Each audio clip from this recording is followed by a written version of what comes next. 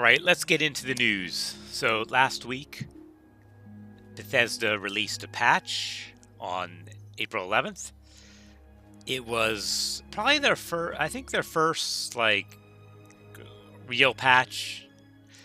It was interesting. I mean, it addressed a few issues. So most importantly, silver chests. They lowered the time it takes to 1 hour or 12 gems. It was 3 hours, 36 gems. And I mean, that's an improvement. It's not a solution by any means, in my opinion. Silver chests, I don't think, are necessary at all in this game. But at least now you can cycle through them quicker and they don't take as much. Yeah, since you can cycle through them, they get out of your inventory quicker. So it's an improvement. So job rewards used to be just silver chests. Now they are wood. They can be wood chests and elder chests. This is a pretty decent change, although technically it's a nerf to job rewards because wood chests are lower in quality than silver chests. But then again, they're practically instant. They're 5 seconds. And the addition of elder chests is really cool. But, I thought they might have been in there already.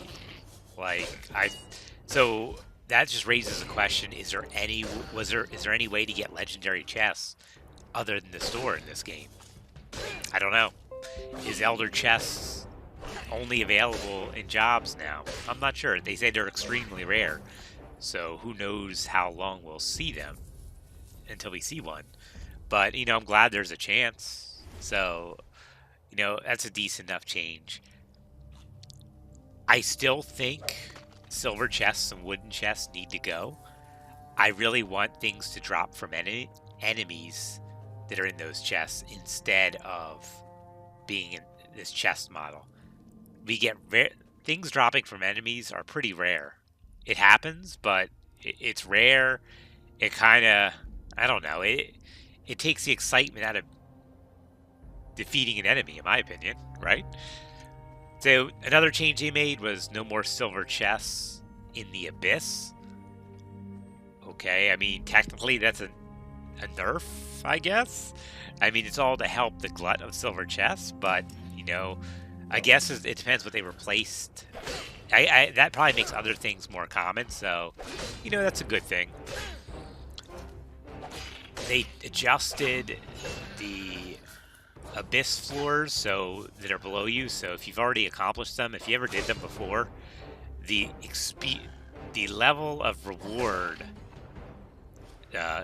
experience meter was very slow. So they increased that. I haven't tried it out yet, but it might be more farmable now. That's a good thing. And they added a confirmation for gems above 11. So I don't really care about that. So that was the patch they made. Overall, so I didn't do an immediate post about it. So I've been playing it for a few days. I like it. I think it's better with the changes. It's not where I want it to be, but I think they'll get there. I think this is going to be a process to find the right balance for their business model. So that was the first big piece of news, the official news. The second thing we learned was somebody data mined the APK file, I guess, and pulled out some information. Now, the standard data mining disclaimer: none of this is officially announced by Bethesda. It is all subject to change. We may never see it. This could just be stuff that they tried out and they have no intention of adding. But it does provide an interesting glimpse into the future. So let's get to that. It looks like a guild system is in the works. I don't think that's any surprise, as these games all have guild systems to encourage social interaction. Also, I put the link to this data mine page in the description, so go check it out. Go support Level Codex, since it looks like they did the work. But so the guild looks like a pretty standard guild system. where there is a trading system, which I think is an excellent idea. So you can kind of, it looks like you can ask for an item, like say you need an imp stool, which I seem to always need for enchanting right now. You could put out a request for that, and then people can donate to it and give you imp stool.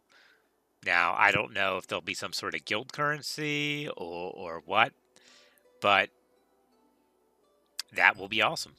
You know, being able, because you don't really have a choice to go farm a certain material in this game. So the guild system supporting trading materials that you want will be a key part of the game to support. Like, for instance, you need rubies to do some high-end crafting. Now, there's no guaranteed way to get rubies. So if you can request rubies in your guild, you know that's going to be a big difference. PvP. All right, so there is talk of PvP in the data mine. It involves trophies. There are a bunch of different arenas. And there's a description of placement matches and rankings. So before you kick off your competitive career, every player must complete 10 placement matches in order to obtain their initial skill rating. And there's some more said about that. That kind of says to me that it might be real-time PvP. Because, you know, you're doing skill placement matches. And that has real-time written all over it. And trophies. So that's pretty interesting. I wasn't sure if it was going to be a real-time PvP or not, or you go up against a AI controlled version of your character, of someone's character. So I really hope it's real-time PvP. I mean, that seems awesome. There's also season rewards, so kind of everything you would expect. I really can't wait for that. I love PvP. I can't wait to break out my hammer. It looks like we'll also be able to visit towns, which is kind of cool. So I imagine this has to do with the guild system. Maybe where you can just visit their town and look around. Whether or not you'll be able to interact with their town remains to be seen. Like, can you sell things to theirs? Does it affect the gold? Can you buy things from there? So that'll be interesting to see. It'd be cool if you could. And then there is a little bit on jewelry. How it's graded. It looks like there's 6 levels of jewelry compared to 10 of tempering. So definitely some interesting information there in this article. I really hope it all comes to fruition. I think if it does, plus they tweak their business model some more. Oh wait, there was one more thing. So I forget where I read this, but I think it was on Twitter. I think they're going to stop selling legendary weapons or artifacts on the store, which is a great idea. You can craft legendary stuff, and that should be the way to get them, is crafting, not buying. So we'll see if that goes in. All right, so that's the news I got for last week, I guess, and this week. I'm liking what I see. It's still early access, so I'm not investing much money into this game until it gets to a good point, and we're slowly getting there. But hope you enjoyed this. More content for Elder Scrolls Blades up in the top right left corners. Appreciate anything you can do. Subscribe, like it, share it, comment.